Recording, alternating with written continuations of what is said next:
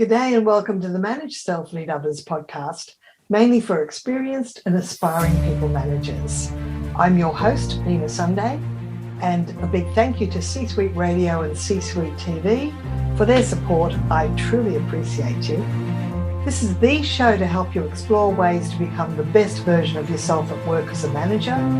Each episode, you'll hear from some of the brightest business minds on the planet who share your passion to elevate and transform team culture. They share insights in self-leadership and leading others, and together we can make workplace culture better. Are you ready? Because it's time to manage self, lead others.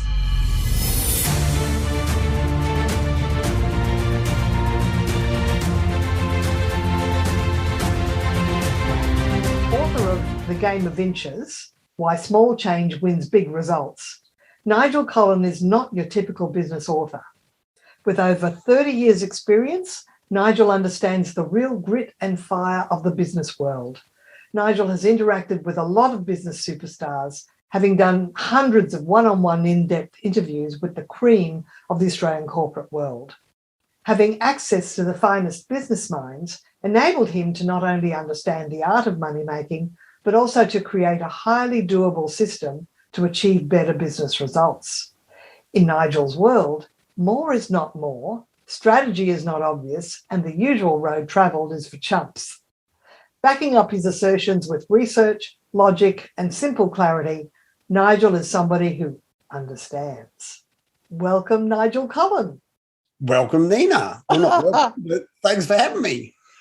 Nigel, we go way back to the very earliest days where I was delivering adult learning. So were you. We were both delivering speed reading for the same international training company. How about that?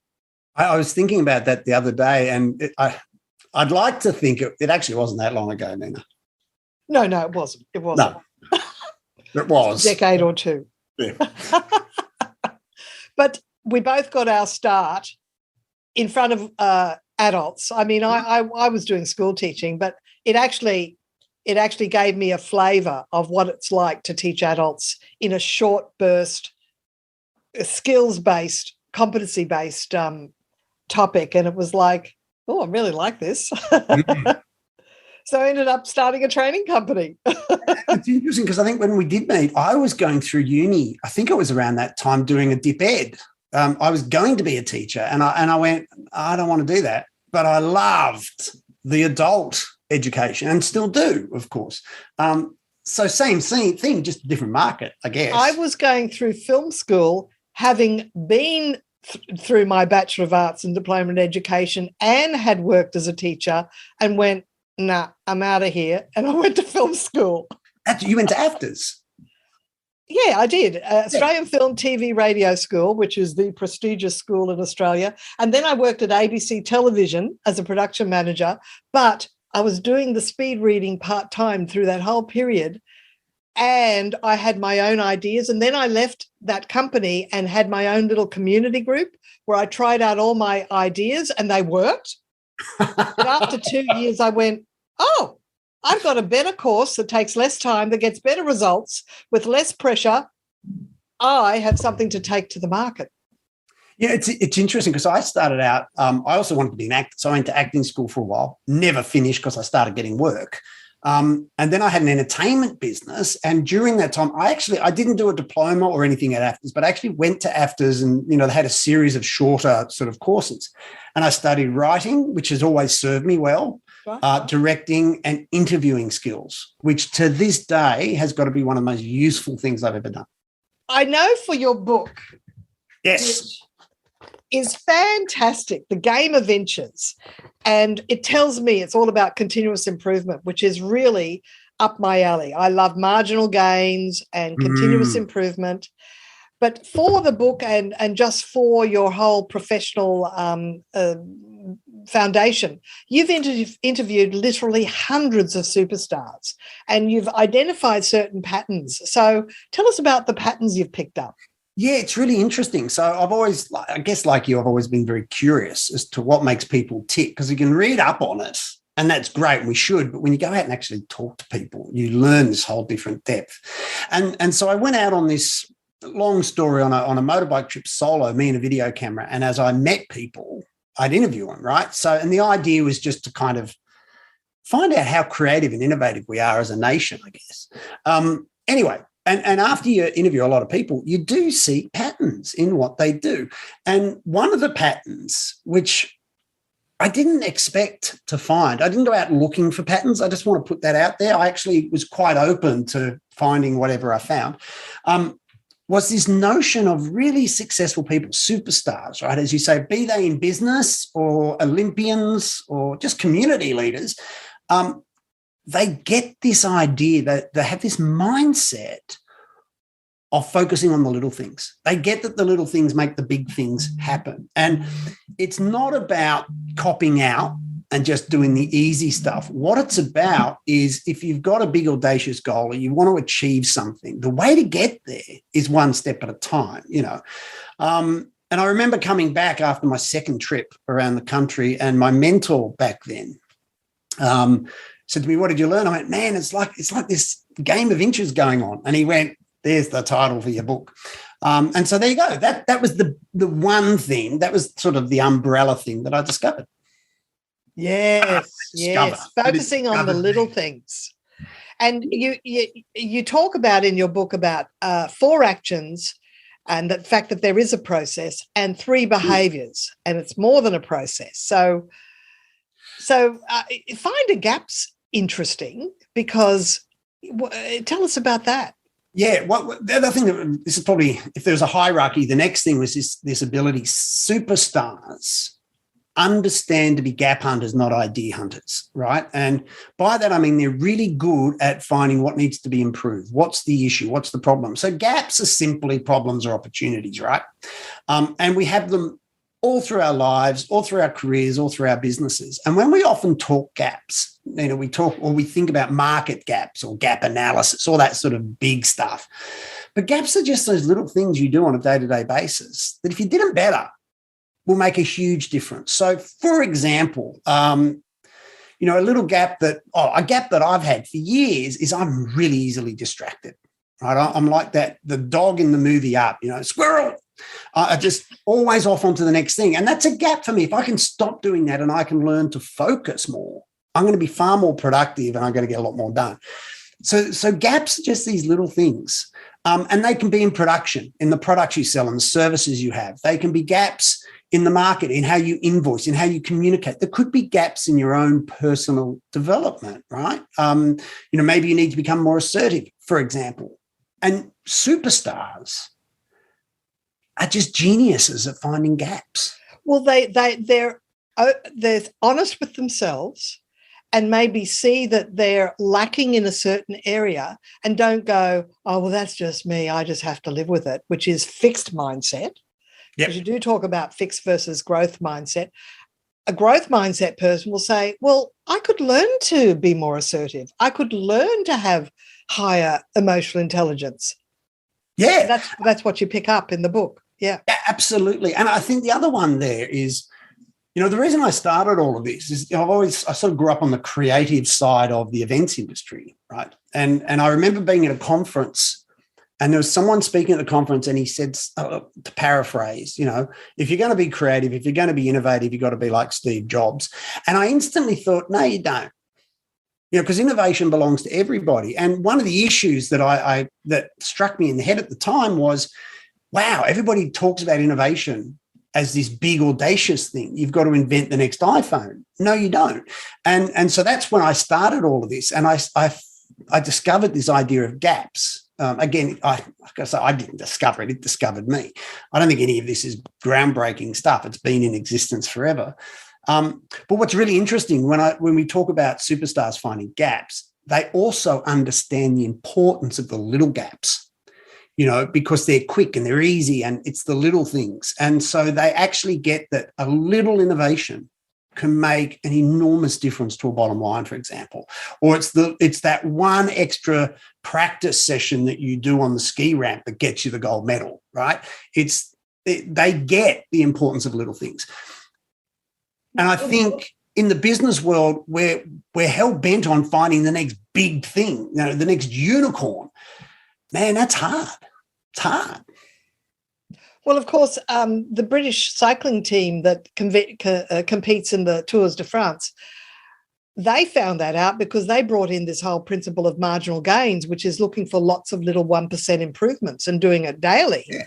And they went from not ever winning Tour de France to winning 4 in a row and then a gap and then another 1 or 2. It's like it's an amazing track record there just through this whole principle of the plus 1% marginal gains. Yeah. And how do you do that, I suppose, is the other question. But it's understanding that 1%, just that little thing, is what can get you across the line before everybody else. Well, one of the things I was reading is about asking customers what annoys them and I mean, I'm coaching a salesperson at the moment, and it occurred to me that one of the things that they can be going in because they're introducing, there's a product that is like what everybody uses and they've got the alternative product.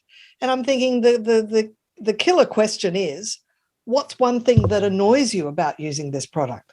And if you can actually find that matches what your product supplies, you're home and hosed. Brilliant. It's absolutely, yeah. And I'm kind of thinking, wow, how many people are brave enough to ask that?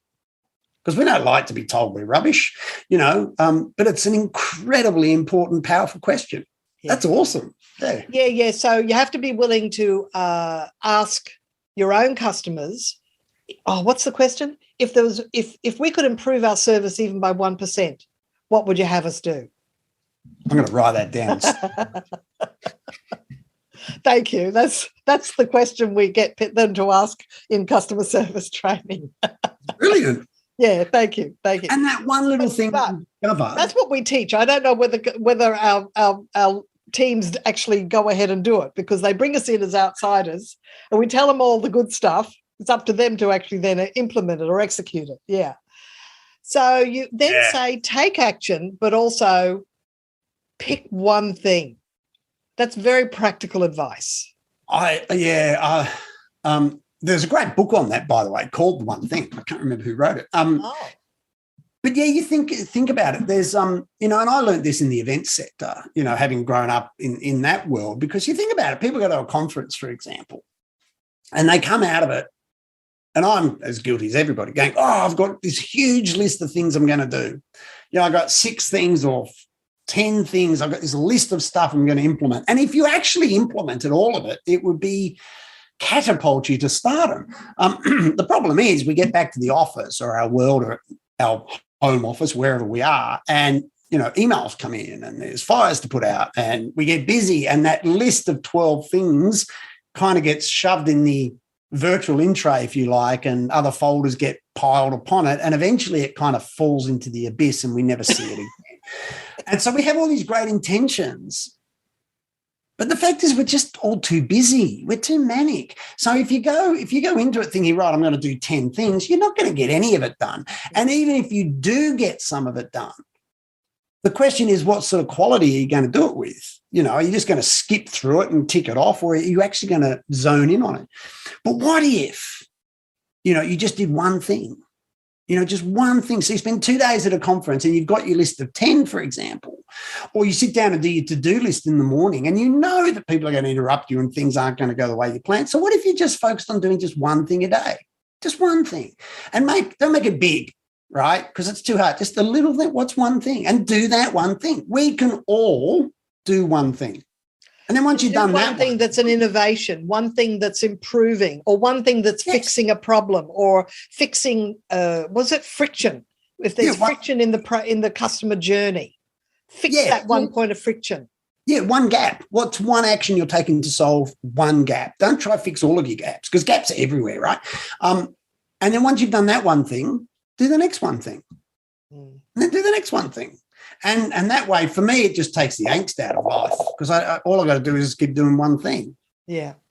How do stop losses work on Kraken? Let's say I have a birthday party on Wednesday night, but an important meeting Thursday morning. So Sensible Me pre-books a taxi for 10 p.m. with alerts. Voila! I won't be getting carried away and staying out till 2. That's stop loss orders on Kraken, an easy way to plan ahead. Go to Kraken.com and see what crypto can be. Not investment advice. Crypto trading involves risk of loss. Cryptocurrency services are provided to U.S. and U.S. territory customers by Payward Interactive Inc., PWI, DBA Kraken. View PWI's disclosures at kraken.com/legal/disclosures. You know? You mentioned in the book that some of your ideas, like the minimal viable product, comes from lean philosophy.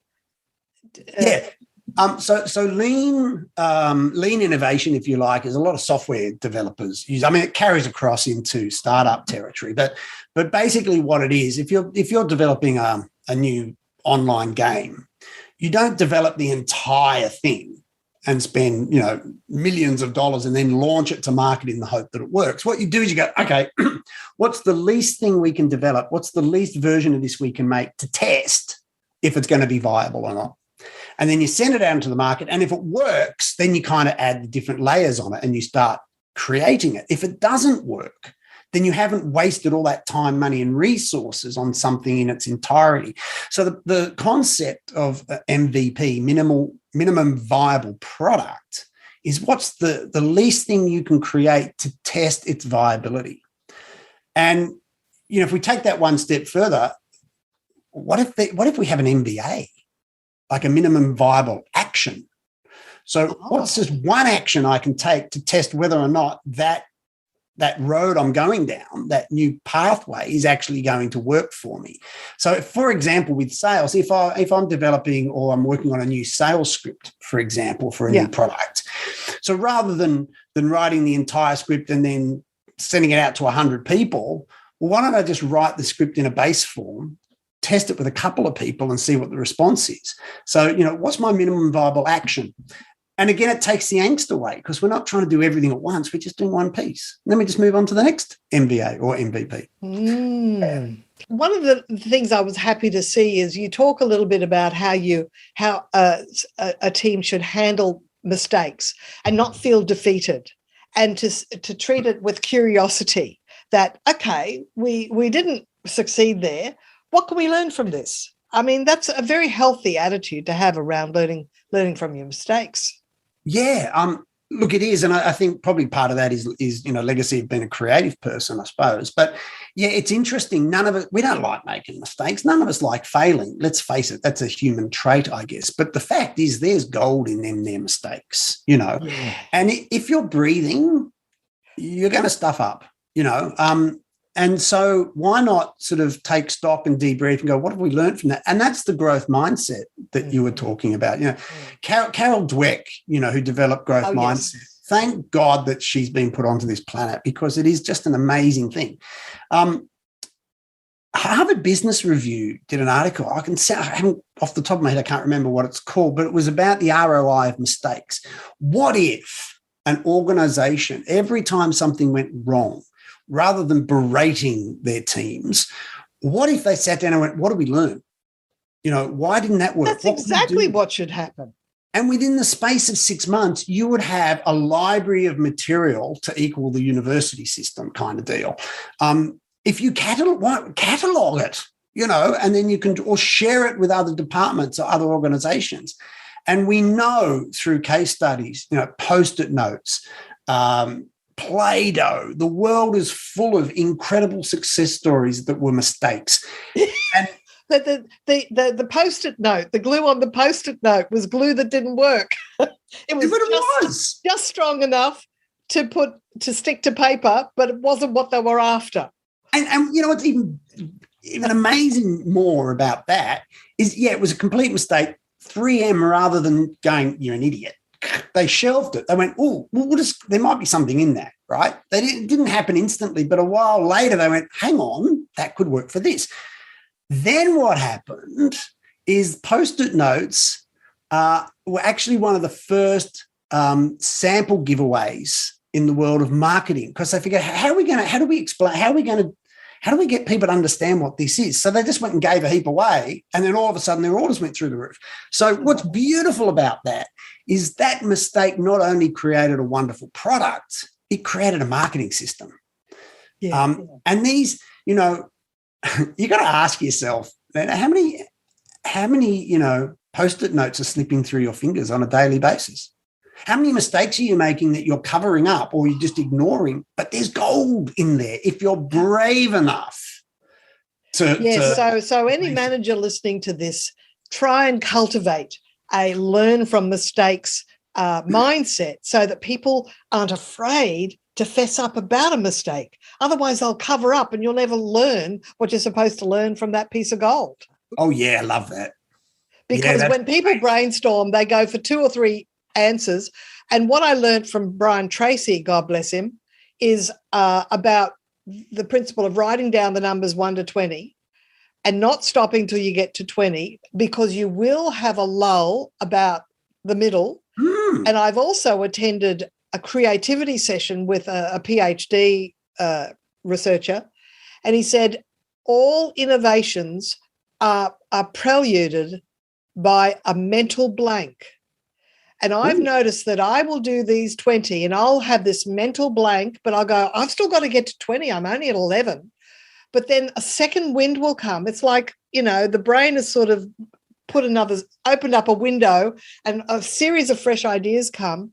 And the number of times I've acted on idea 23. Or maybe it was just the next step. The point is, the smartphone didn't just pop out of thin air. It was Steve Jobs' ability to see what was possible and what people need, obviously, and roll it all into one. So it's really, look, for us mere mortals, it's really hard to come up with the next Uber or the next smartphone. It's really hard. So why don't we just constantly improve what we've got, make it better than anybody else can do it, and give ourselves a competitive edge? And put one foot in front of the other, because I was reading where with Airbnb, it was called that because it was rent an air mattress in the lounge room. It's gone way beyond that. But it was 2 guys that said, let's just set up a rent an air mattress in the lounge room, not your own room or your own place. And there's the rub. Right? How did those guys know that was going to be the global monstrosity that it was? They obviously saw a gap, right? They went, oh, hang on, there's an opportunity here. They found a gap and they acted on the gap. So, for managers, for leaders of people, the other question is, well, how do you encourage your people to be hunters of gaps? How do you encourage your team, to find those little changes, those little things that if they improve them are going to make it huge? There's there's an interview I did years back with a guy called Shane Kelly of Kelly Engineering. Makes plows pretty much in the Flinders Ranges here in Australia. And he told me this amazing story about, he gives every Friday afternoon, he has a team leader meeting. It's all online now and he follows the Kaizen kind of principle. But back then it was handwritten notes. And his team leaders had come into the room and he'd go, what have you found? What gap have you found this week in your department? And what have you done about it? And that was it, right? You don't have to worry about what the other person was doing. It was, what have I done? And he said the guy in the paint shop one day came in and said, wow, we figured out it was taking too much time to get green paint, which was their most used color, right? And he told me this story about the shed. And the guy in the paint shop was looking at the forklift coming in one day and had to move a pallet or 2 to get to the green paint over here and then get it all the way back out. Well, that's just a waste of time, right? So he moved, not the whole lot, but just one shelf of green paint across. And then they measured it. And it turns out the difference between just coming into the door, getting the paint and going out, or coming all the way in, getting the paint and going out, was only a matter of 20, 30 seconds or something like that, right? It wasn't a lot. But then what they did is they worked out how many trips does that forklift make a day, a week, a month, and a year. And it turns out the time saved in productivity was equivalent to how much time it takes to make 1.5 of their diamond harrow plow systems.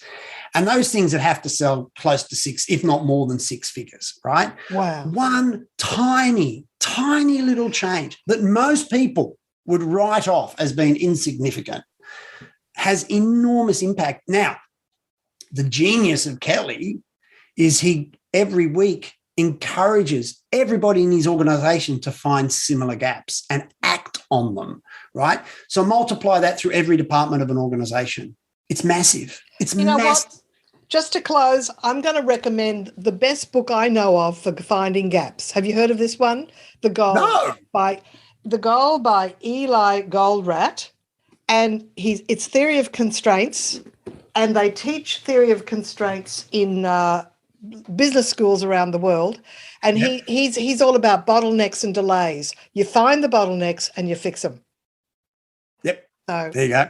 Gap. So it's all about gaps. Hey, but there's also personal gaps too, right? Like, what's your personal gap? What can you do to improve yourself? How do you become a better manager, a better leader? Find a gap. Yeah. So pat yourself on the back and say, I'm doing a good thing if I can do 1% improvements every day and get my team to look for the gap. Yeah, and your team probably don't think they're as good as they are either. Yeah, so we have to praise each other more. Yeah. Oh, this has been great. Nigel, I just love the flow of our conversation, and it's way too short, but hey, it's time to say thank you so much for your conversation and your wisdom and your brilliant mind. Oh, look, no, thank you. It's a pleasure to be part of it. And I just, I was watching some of your other episodes. Thank you for putting it all out there, pretty much. My pleasure. It's a pleasure. Thank you. It's a lot of fun. All the best. Bye. Bye-bye. Now, I'll just... How'd we go? Oh. So Nigel, when you do keynotes, yes, face-to-face at conferences, it used to be around the world. Well, it still is. Yes, it did. But nowadays, when I go to America, I do it here. Oh, you mean as in online Zoom? Yeah. But, the face-to-face live conference world is coming back. So you are a very highly qualified speaker, keynote speaker. Thank you. Yeah, look, I've been doing it like you for 20 odd years, and I've spoken all around the world. And I prior to COVID, I was in the States quite a lot as well. I've got a lot of mates over there now. So yeah, no, I absolutely love it. And you learn so much from doing it because, whenever you travel, you meet people, and if you're smart, you learn from them. And so people can find you at nigelcollin.com.au. Or .com. Or .com. Yeah. Yep. Either way, but absolutely. Lovely. All right. Lovely speaking with you from your home in New South Wales. Yes. From my media room in Queensland. Which beautiful part of the world. And yeah, all right. Lovely. All the best. Thanks. This episode, we've been speaking with Nigel Collin on the Manage Self, Lead Others podcast for experienced and aspiring people managers. I'm your host, Nina Sunday. Thank you for listening. Until next time.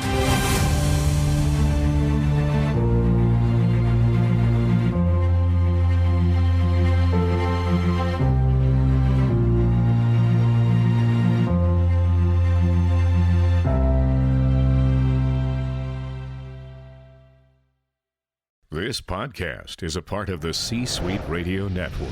For more top business podcasts, visit c-suiteradio.com.